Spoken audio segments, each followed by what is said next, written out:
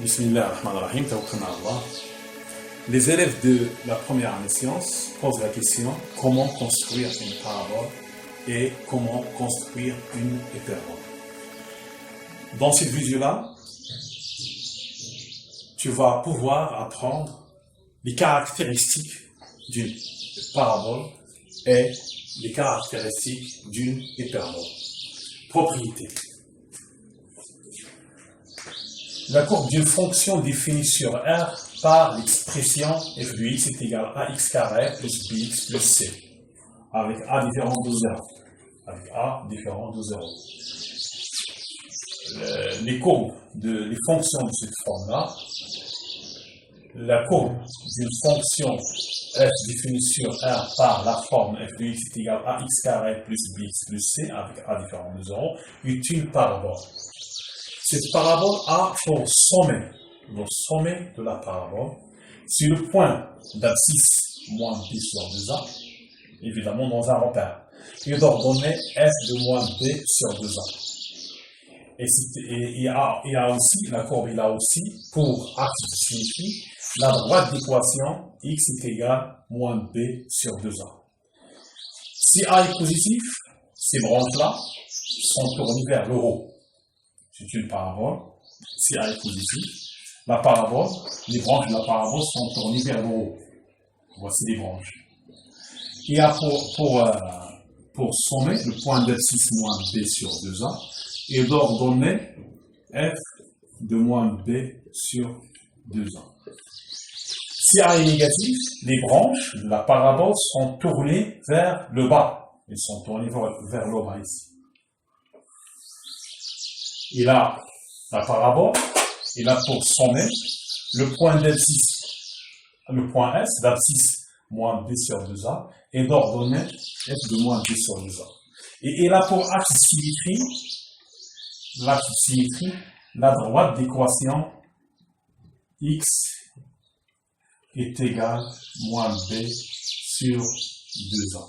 Dans les deux cas, dans le premier cas, si a est supérieur à 0, et si A est inférieur à 0. C'est le point, l'axe d'abscisse, c'est la droite d'équation moins b sur 2a. Donc la première des choses à faire pour construire une courbe, pour construire une parabole, il faut déterminer son sommet.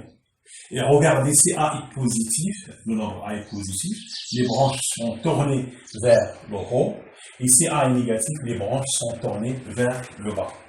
Il y a aussi des points qui sont très essentiels dans la construction du courbe en général, et surtout dans la construction des paraboles. Voici un point très important. Je remonte le point A. Ce point-là, c'est l'intersection de la courbe avec l'axe des ordonnées. Donc c'est essentiel. On va voir comment on détermine ce point-là. Dans cette courbe-là, voici des points qui sont essentiels. Le point d'intersection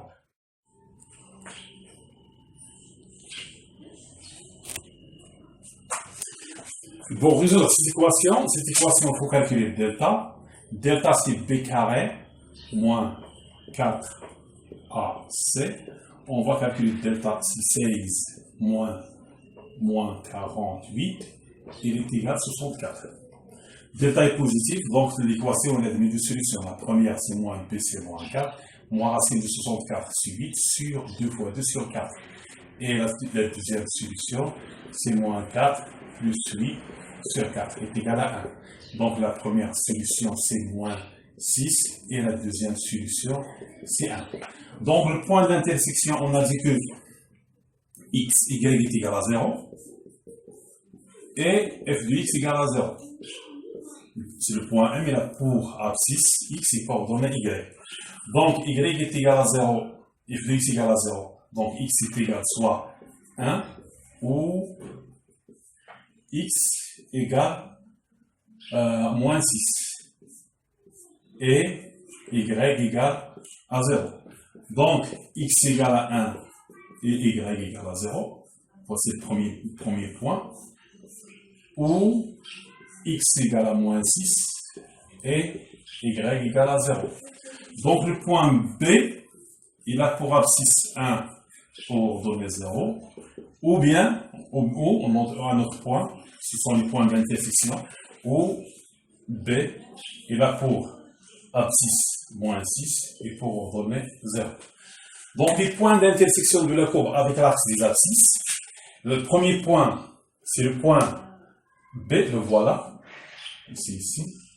Et l'autre, il se trouve dans cette partie-là, il a pour abscisse moins 6 et pour ordonnée 0.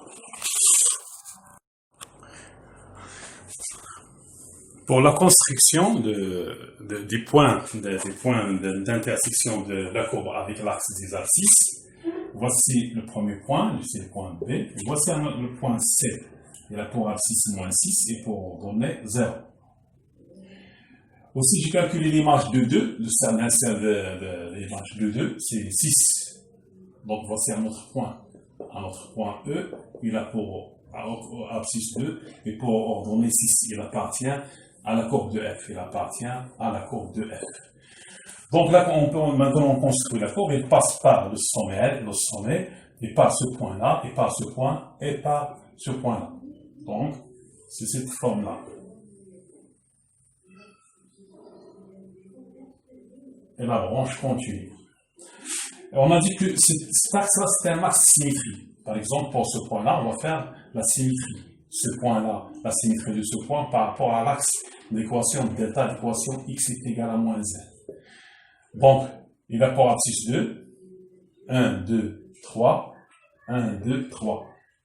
Et voici son symétrie. C'est E'. Donc, la courbe, il passe par ce point-là, il passe par le point d'abscisse moins 3, et donc on est 0, et elle continue comme ça.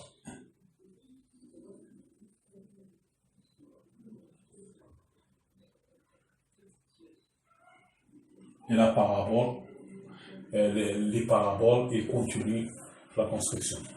Donc, ce qui est très important pour la construction d'une parabole, c'est son sommet, qui est très important. Parfois, on demande de déterminer les points d'intersection de la courbe avec l'axe des abscisses, et on demande aussi le point d'intersection de la courbe avec l'axe des ordonnées, et on construit la courbe. Comme exercice, on considère la fonction f définie par la courbe définie par f de x égale 2x par x carré plus x moins 3. Dresser le tableau des variations de f, première question. Deuxième, construire la courbe de f. Et voici notre fonction g de x est égal à x moins 1. Résoudre g de x égale à f de x. Résoudre g de x égale à f de x, avec x appartenant à r. Puis construire la courbe de g. Donc ici, on a une fonction un polynôme de deuxième degré, x carré plus 2x moins 3.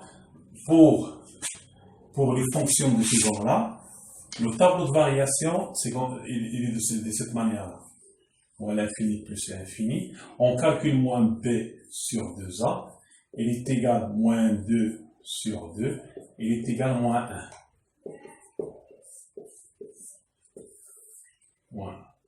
Des variations de la courbe de f. Si a est positif, on a a ici, le coefficient de x carré, c'est 1. C'est le coefficient de 1. On a a égale à 1. Il est positif. Puisque a est positif, dans l'intervalle moins l'infini moins 1, la fonction il est décroissante.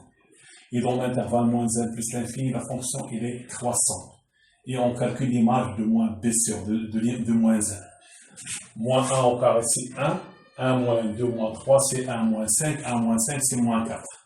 Voici le tableau de variation.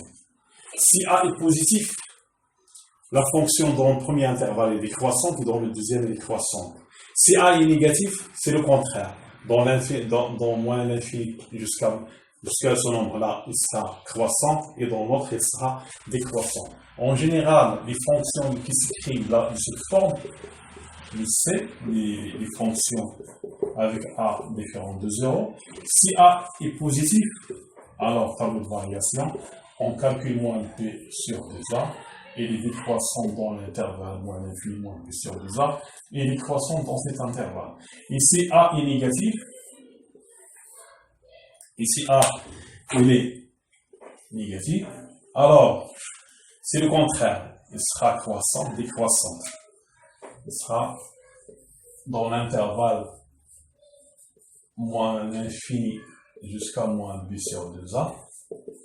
Il sera croissant, ici décroissant dans l'autre intervalle. D'accord? Ici, on a A égale à 1, il est positif. On a calculé moins b sur 2a, on a trouvé ce moins 1. Alors, dans l'intervalle moins l'infini moins 1, il est décroissant, et dans l'intervalle moins 1 plus l'infini, il est décroissant dans le premier, il est croissant dans le deuxième. Maintenant, pour la courbe de f, puisque f de x est égal à x carré plus 2x moins 3, c'est de la forme ax carré plus bx plus c, alors la nature de la courbe, c'est une parabole. Une parabole, de 100 le point d'abscisse moins b sur 2a, on l'a calculé, c'est moins 1, et donc donner f de moins b sur 2a, c'est moins 4. Donc voici son sommet, S. Pour déterminer les autres points, par exemple, on va déterminer l'intersection avec l'axe des ordonnées. On donne à x égale à 0, 0 plus 2 fois 0 sur 0, c'est moins 3. Le voilà, 0, moins 3. Il passe par ce point-là, l'intersection avec l'axe des ordonnées. Pour trouver l'intersection avec l'axe des abscisses, il faut chercher les solutions de l'équation f de x égale à 0. Si on cherche les solutions, on va trouver x égale à 1 et où x est égal à moins 3. Donc, il passe par le point d'abscisse 1 et d'ordonnée 0, et aussi par le point d'abscisse moins 3, moins 1, moins 2, moins 3, il passe par ce point-là. Donc, il passe par P et par C.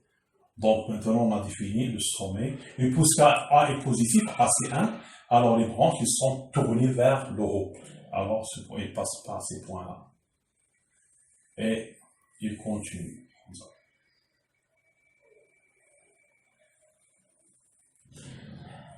Maintenant, on a la fonction g de x égale à x moins 1.